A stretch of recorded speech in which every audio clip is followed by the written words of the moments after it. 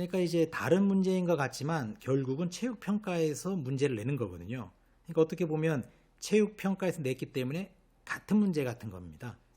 그렇죠. 다른 답을 요구하는 보기가 나와 있을 뿐이지 그 카테고리가 동일하다는 것이죠. 그러니까 충분하게 학습하실 필요가 있습니다. 자, 평가 기법에 대한 설명으로 옳지 않은 것은 두 발이 멈춘 상태에서 스트로크를 시도했는가? 그렇다, 아니다.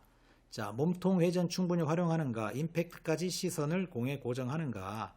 팔로우 스로우를 끝까지 유지하는가?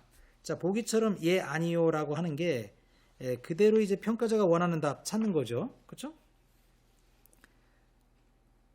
그렇기 때문에 이제 평가자가 이 지면, 평가 도구, 주관적인 입장에서 직접 평가하는 것이다.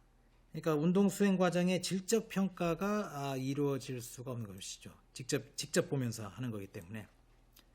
네, 그래서 이제 여러 가지 이제 평가 방법 중에 뭐 체크리스트도 활용하고 평정척도 이런 것도 활용하고 루브릭 이런 걸 활용하잖아요.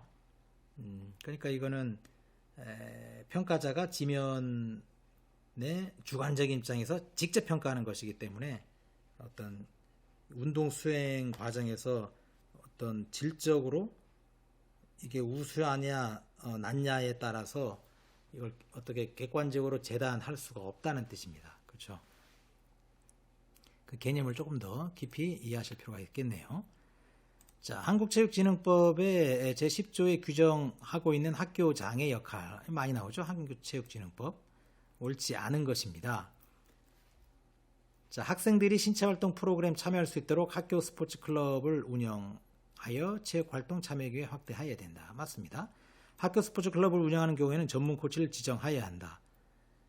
전문 코치라기보다는 이제 전담교사를 지정을 해야 되고요.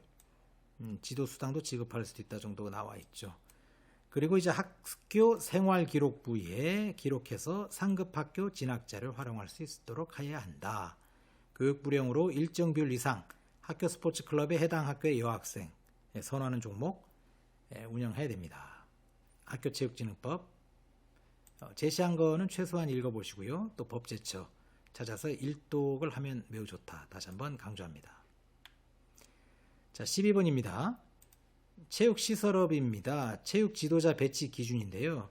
이거는 이제 체육시설의 설치 이용에 관한 법률인데 뭐 우리가 국가자격증 중에 스포츠 경영관리사도 있거든요. 거기에 스포츠 시설업에서 아주 뭐 단골로 많이 나오는 겁니다. 그러니까 2022년도에는 한 번도 등장하지 않았던 이러한 스포츠 혹은 뭐 체육시설에 관련된 내용도 좀 나왔습니다. 교재 잘 제시했으니까요. 잘 참고하시길 바라고요. 체육 지도자의 배치 기준이 명백하게 아주 그 법에 잘 나와 있습니다. 그래서 이제 체력 단련장이라고 하면은 체력 단련장이 이게 그 300제곱미터로 기준이 됩니다. 뭐 이런 게 조금 틀린 거고요. 스키장은 10면에 이제 한두 명 맞습니다. 이하와 초과에 따라 1명 이상, 2명 이상. 그 다음에 승마장은 20마리 맞고요. 20마리 기준으로 한다는 것이죠. 그러니까 조금 개념을 20에 대한 개념 있잖아요. 승마장 20마리, 카누 20척, 요트 20척, 그 다음에 조정도 20척. 그러니까 요트, 조정, 카누 같은 건 물 위에서 하는 건 다 20척 이하와 초과에 따라 1명 이상, 2명 이상.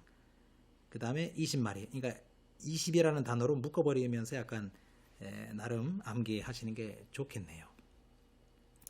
수영장업은 400제곱미터를 기준으로 하는 거 맞고요. 골프 연습장도 20에서 50타석 이하, 50타석 초과 이렇게 됩니다. 이런 체력 단련장은 300제곱미터인데 300제곱미터는 체육도장업도 그렇게 되어 있습니다. 꼭 찾아보시길 바랍니다. 그러면 답은 기역, 니은, 디귿, 니을이네요. 그렇죠? 미음만 빠집니다.